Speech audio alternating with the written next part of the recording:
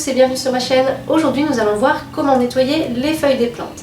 Alors pourquoi nettoyer nos petites plantes? Tout simplement parce que chaque jour dans nos intérieurs de la poussière se dépose sur le feuillage et à force cela forme une couche qui peut empêcher la plante de profiter de la lumière. Quand on sait qu'en intérieur déjà nos petites plantes ont bien moins de lumière qu'en extérieur, eh bien ça vaut le coup de leur faire un petit nettoyage pour qu'elles puissent faire leur photosynthèse tranquillement. Pour commencer, un point sur le nettoyage, je voudrais dire pour moi c'est un dépoussiérage, il s'agit vraiment d'enlever la poussière. Je ne parle pas du tout du fait de lustrer les feuilles comme on fait parfois sur certaines plantes, ça c'est quelque chose que je ne fais jamais. Donc là je parle vraiment de nettoyage dans cette vidéo. Parlons maintenant du matériel, alors vous allez voir il n'y a pas besoin de grand chose, une éponge. Pour pas mal de plantes, une éponge, alors sans le côté gratounette, on n'utilise pas ce côté là, donc une éponge, j'aime bien en utiliser une comme ça en fait aussi, je trouve ça plus pratique.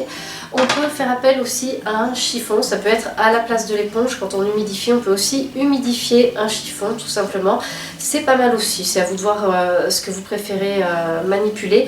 Et un chiffon sec aussi, ça peut servir pour certaines plantes.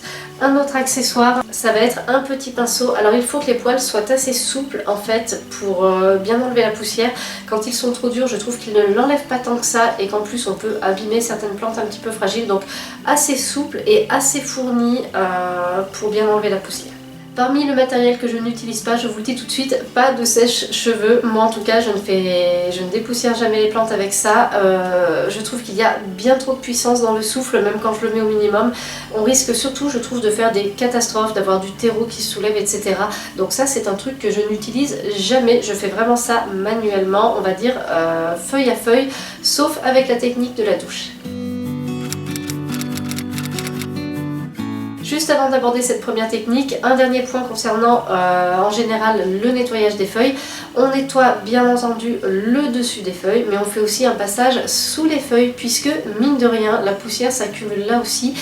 Si vous regardez le dessous des feuilles de certaines plantes, on s'aperçoit qu'il y a de la poussière. Alors je ne sais pas si c'est électrostatique ou quoi, mais il y a bel et bien de la poussière qui se met là aussi. Donc on fait le dessus et le dessous et de toute façon ça ne fait pas de mal pour limiter la prolifération des indésirables.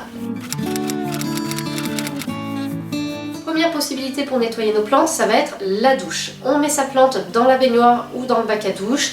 On branche la pomme de douche, alors pas avec de l'eau glacée, ça pourrait faire un choc thermique, donc on fait de l'eau tiède, on ajoute un petit peu de chaud de manière à ce que l'eau soit tiède, à température ambiante, et là on nettoie bien ses feuilles dessus, dessous. On fait attention à ne pas diriger accidentellement la paume du tuyau de douche sur le terreau, parce que là je vous raconte pas la joie, dans ce cas là ça saute partout autour du pot, la baignoire est bonne pour être nettoyée ensuite, donc on nettoie bien le dessus et le dessous. Il faut que le jet ait assez de puissance pour bien décoller la poussière, mais pas trop non plus pour ne pas abîmer la feuille. Alors ça, on le fait sur quelle plante? Déjà, on ne le fait pas sur les plantes duveteuses parce qu'on va éviter de trop les mouiller, celles-ci. On va le faire sur toutes les plantes qui apprécient habituellement une bonne hygrométrie, la brumisation, celles qui ont des racines aériennes aussi et qui aimeraient bien avoir un petit peu plus d'humidité. Voilà, toutes ces plantes-là, on le fait sur les gros sujets qu'il va être compliqué, par exemple, de nettoyer feuille à feuille, ou sur les gros sujets aussi qu'on a envie d'humidifier, là, une fois de temps en temps, bien comme il faut. Donc ça, c'est une première solution. Donc l'avantage, c'est qu'elle ne demande pas de matériel et elle est plus rapide que de faire du feuille à feuille quelque part. En revanche, elle consomme pas mal d'eau forcément. Deuxième possibilité pour nettoyer les plantes, ça va être l'éponge humide. Donc je vous l'ai dit, l'éponge, vous choisissez ce que vous préférez. Ça peut être aussi un chiffon humide, vraiment suivant ce que vous avez, ce que vous préférez, ce que vous trouvez le plus pratique.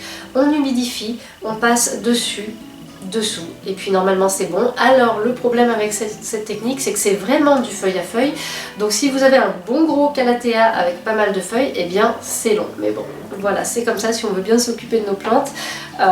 C'est une solution pour nettoyer le feuillage. Tout comme la douche, cette technique-là, elle s'adresse à toutes les plantes qui supportent bien qu'on les brumise, d'avoir une bonne hygrométrie, etc. Moi, j'évite ça sur les plantes qui ont un toucher un petit peu trop velours, voire qui ont des petits poils et tout. Alors, je sais que ces plantes-là, dans la nature, reçoivent l'eau aussi, mais dans nos intérieurs, il n'y a pas autant d'air qui circule, il n'y a pas autant de lumière, etc. Donc après, ce sont des plantes vraiment sur lesquelles, s'il y a de l'humidité qui stagne, ce n'est pas le top. Donc ça, c'était le nettoyage humide qui est pas mal pour un bon paquet de plantes. Ensuite, il va nous rester les cactus, les succulentes, les plantes qui ont des petits poils sur leurs feuilles, les plantes, certaines plantes aussi ont un petit toucher un petit peu velours, on n'est pas sûr, on n'a pas forcément envie de les mouiller. Toutes ces plantes-là, on va essayer de les nettoyer à sec. C'est là que le pinceau prend tout son sens. On va venir épousseter patiemment les feuilles de nos plantes. Alors oui, je sais, bonne chance quand elle en a beaucoup, mais ça reste encore la meilleure technique pour tout ce qui est succulente et cactée, qu'on va surtout éviter de brumiser et de mouiller si on ne veut pas avoir des champignons qui apparaissent ou encore de la pourriture. Donc ça, c'est un petit peu fastidieux, mais bon, ça fonctionne bien, c'est encore ce qu'il y a de mieux. Et c'est sur ces plantes-là que je vous dis justement, on ne fait pas le sèche-cheveux parce que ça pourrait être une solution qu'on envisage en mettant pas de température et un souffle assez doux, mais le terreau peut facilement s'envoler. Moi je trouve que c'est pas et ça n'enlève pas aussi bien la poussière que ça, voilà, qui permet d'aller vraiment un petit peu partout. Le pinceau c'est pas mal, mais si vous avez une grande succulente ou une plante assez grande que vous ne voulez pas mouiller, vous pouvez utiliser aussi un chiffon sec. Tout simplement, ça reste la base pour les plantes assez grandes. Ça peut se faire très bien si vous ne voulez pas humidifier, ou parfois même des plantes qui peuvent apprécier qu'on les humidifie, mais vous voulez juste les nettoyer à sec, vous prendre moins la tête, et bien hop, tout simplement, vous pouvez passer votre petit chiffon. Maintenant, je voudrais faire un petit point sur les trucs à éviter pour nettoyer. Alors, je vous l'ai dit, le sèche-cheveux, je trouve que c'est trop puissant, l'air comprimé aussi. Autre point important à éviter, on évite quand c'est du nettoyage humide de le faire le soir, puisque le soir, en général, la température peut baisser, il n'y a plus de lumière, et là, le fait d'avoir humidifié le feuillage à ce moment-là, ça peut favoriser l'apparition de certaines maladies, mildiou, oïdium, ou alors de champignons, tout simplement, d'autres champignons qui vont se développer. Donc, on évite de faire ça le soir, même si des fois on trouve que c'est bien pratique.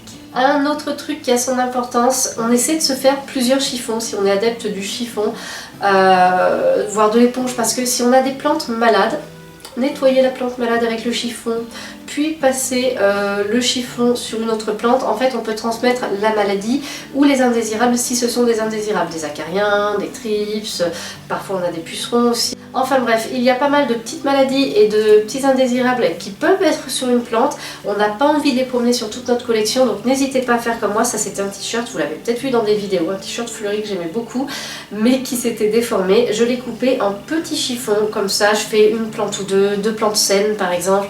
Ensuite une sur laquelle j'ai un doute, je la fais avec un autre chiffon. Et comme ça j'évite de passer mes indésirables ou mes maladies d'une plante à l'autre. J'ai fait le tour des techniques que je voulais vous expliquer, des choses que je ne fais pas. Si vous avez d'autres astuces, d'autres choses à ne pas faire, n'hésitez pas à les dire en commentaire. On se retrouve très bientôt pour une nouvelle vidéo.